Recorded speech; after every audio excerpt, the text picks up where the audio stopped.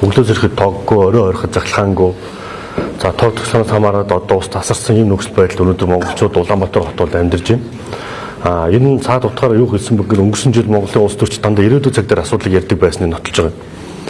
2 жилийн дараа сайхан болно, 4 жилийн дараа дэндүү гоё болно, 10 жилийн дараа асар сайхан болно гэдэг нь худлаа амралтууд дээр хэдэг. За харин сүүлийн үед энэ одоо дөрөв дэх засаглал улсын хэвлэл мэдээллийн байгууллагуудын бас эргэж гаргаж ирдэг одоо санууд юугаар бас монголчууд бас нэг талаа хэрсэн болсон. Одоо худлаа амралтанд одоо ахиж итгэхгүй байх гэдгийг найдаж байна. Өнөөдрийн эрчим хүчний салбар бол энэ салбарт дандаа худлаа яаж ирсний үр дүн. Өнөөдөр эрчим хүчний аюулгүй байдал гэж үндэсний аюулгүй байдал үзэл баримтал дээр байдаг. Эрчим хүчний аюулгүй байдал өнөөдөр бүрэн одоо алдагдлаа. Тийм учраас миний хувьд бол одоо сүүлийн үед үүсэж байгаа нөхцөл байдал за энэ 2024 оны 11 сарын 15-ны өдөр одоо эрчим хүчний үндэсний реформын хорооноос сахилгааны үн нэмсэнтэй холбогдуулан гарсан бас иргэдэд үүсэж байгаа эдийн засгийн хүндрэлүүд тий за мөн худалдаа авах чадварт хэрхэн нөлөөлж байгаа зэрэг дээр бол манай бүлгийн ажлын албаных маш их сайн судалгаа хийсэн байгаа. Тэгээ энэ мэд зүйлүүд дээр бол бас бид нар усны дүгнэлтийг хийх ёстой байна гэж юм шийдвэр төрсөн. За ер нь та бүхэн санаж байгаа сүүлийн одоо нэгэн жил хүрэхгүй хугацаанд ТЭЦ 3, ТЭЦ 4 гэдэг энэ одоо захилгаан станцууд дээр ээж дараасан дэлбэрэлтүүд Босны улмаас хүний аймнаас эргэжсэн хүртэл тохиолдол байна. Харамслаа нэмд хинч хариуцлага хүлээдэг. Хариуцлага хүлээдэг юм тогтолцоог байхгүй болсон юм байна засгийн газарт. Тийм учраас засгийн газар одоо давхардуулсан чиглэлүүдийг давхардуулж бий болгодог, хяналт хариуцлага сулгадаг, хэн хариуцах одоо мэдэгтэй болдог ийм асуудлууд байна. Тийм учраас за мөн эрчим хүчний үндэсний реформын хороог татан буулгасан нэртэй мөртлөө өнөөдөр Шадар сайдын ажлын албан дээр эрчим хүчний экспортыг дэмжих нэг жиад бас юм бүтэн сая 11 сард байгуулсан байгаа.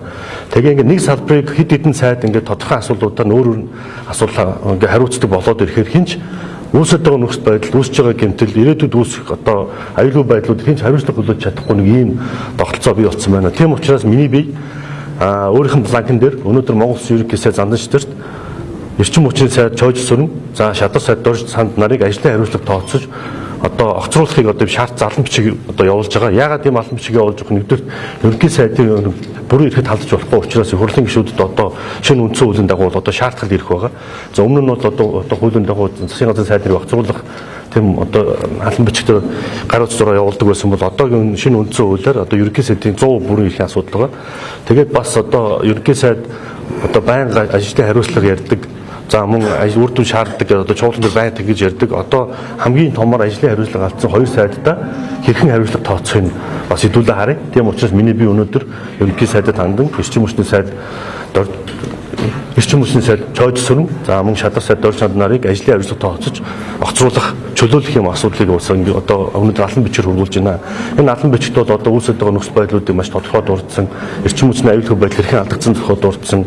Одоо хамгийн анх эрчим хүчний реформ хийнэ гэж зарлаж байхдаа бид нар нэгдүгээр эрчим хүчний найдвартай аюулгүй системийг бий болгоно гэсэн энэ үр дүнд хүрээгүй гэдэг ч юм уу те. Ингээд үр дүнд хүрсэн нэг ажил байхгүй байгаа учраас өнөөдөр ийм одоо миний би ийм шийдвэр гаргаж байна гэдгийг бас дуулах гэсэн юм аа.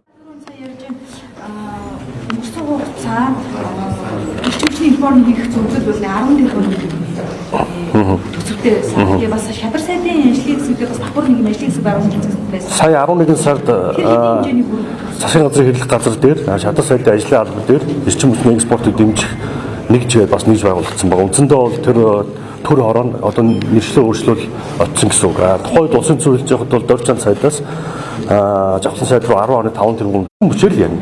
Тийм учраас эрчим хүч өөрөө нэгдүгürt тохгүй. Тэгэхдээ энэ салбарыг өнөөдөр ингээ орхитуулаад ингээ хайцны горыг бид нар өнөөдөр хаамсчих. Тийм учраас өнөөдрийн нөхцөл байдалд очсон нөхцөл байдал бол ерөнхий сайд бол хариуцлага тооцох гэж итгэлтэй байна. Яагаад бол одоо та нар ингээ нэг боддоо бид нар нэг алдцээс нөөцөл зарж амьдарч штэ. Тэгэд оюутлахаа Оросоос эрчим хүч, оюутлахаа бүгд нэг хэдэд ард улсаас эрчим хүч авдаг.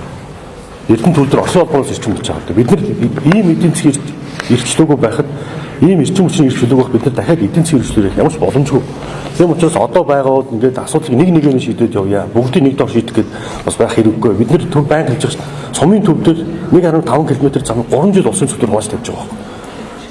Тийм биз? Тэгэхэд 2018 оноос инженер нь бид нар 18 оноос хөөцөлдөж чадаагүй тэр төсөв суулгаж чадаагүй гэдэг чинь сайдын хариуцлага үстэй. Тийм биз? Тэгэхээр ийм эрчим хүчийг давхардуулсан бүтцээр 2-3 хариуцж байгаа бүгдэнд нь хариуцлага тооцож байгаа.